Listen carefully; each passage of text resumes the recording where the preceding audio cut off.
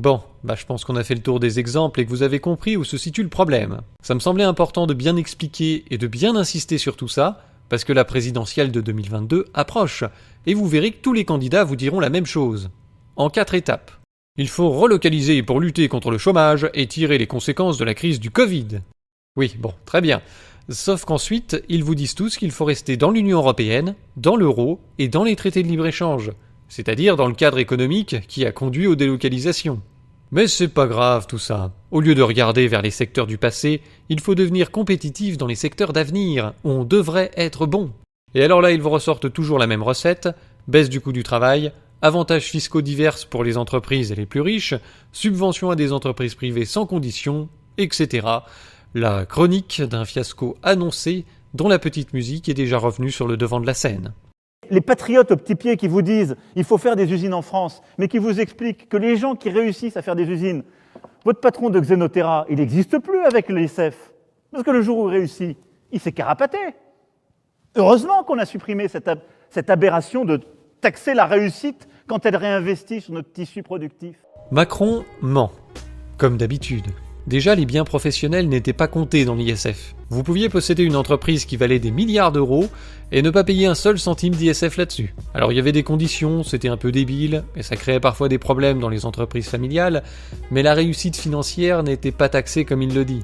Dans l'exemple qu'il prend, faut aller voir dans le détail, mais le gars n'aurait pas forcément payé l'ISF sur la valeur de son entreprise. C'est pas automatique. Deuxième mensonge, beaucoup plus grave, c'est d'affirmer qu'on ne paye plus l'ISF seulement si on réinvestit dans le tissu productif. Ça, c'est la situation antérieure que Macron a abolie. Il y avait des niches fiscales sur l'ISF pour les dons aux associations et le financement des PME. En supprimant l'ISF, il a supprimé l'incitation à recourir à ces niches fiscales. Et des patrons de PME et d'associations ont expliqué qu'ils ne voyaient plus arriver le pognon qui venait auparavant de la défiscalisation de l'ISF. Mais reprenons, parce que dans cet extrait, Macron arrive à dire une connerie toutes les 10 secondes. Heureusement qu'on a supprimé cette aberration de taxer la réussite quand elle réinvestit sur notre tissu productif.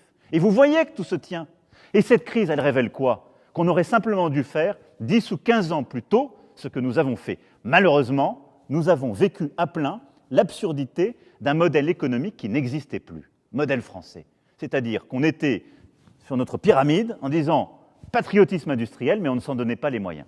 Et donc, baisser le coût du capital, permettre plus d'investissements productifs, relancer l'attractivité de la France et de ses investissements, c'est l'agenda que nous avons depuis 2017, avec des résultats. La France est le pays qui est devenu le plus attractif en Europe continentale depuis que nous avons pris nos mesures. Ce que Macron décrit ici n'est pas autre chose qu'une dévaluation compétitive, qui, au lieu d'être sur la monnaie, d'évaluation externe, a lieu sur la fiscalité des entreprises et le coût du travail, d'évaluation interne.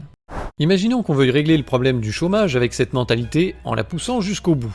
Alors déjà, il faudrait supprimer le SMIC pour créer des emplois compétitifs, c'est-à-dire payer quelques centaines d'euros par mois. Et puis il faudrait supprimer le RSA et l'assurance chômage pour obliger les gens à accepter des boulots sous-payés. Bien sûr, c'est une fiction.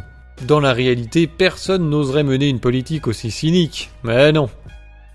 En fait, ça équivaut à troquer 6 millions de chômeurs contre 10, 15, peut-être 20 millions de pauvres supplémentaires, parce que des gens qui touchent le SMIC actuellement verraient leur salaire baisser.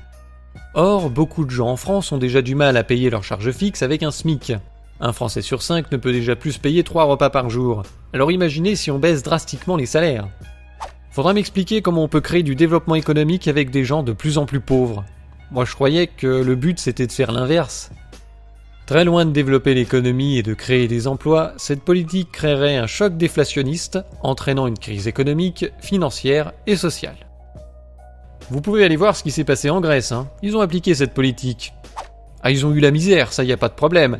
Par contre, le coup de pouce économique qui devait les remettre sur les bons rails, ça ils l'attendent toujours.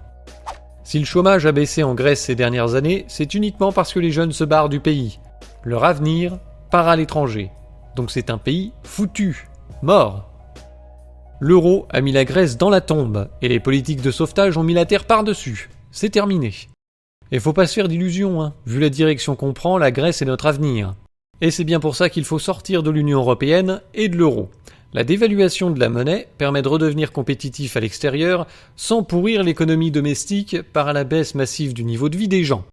Ensuite, si on veut à la fois de bons salaires et une monnaie qui a un fort pouvoir d'achat à l'étranger, il va falloir un pays un peu mieux géré que ça.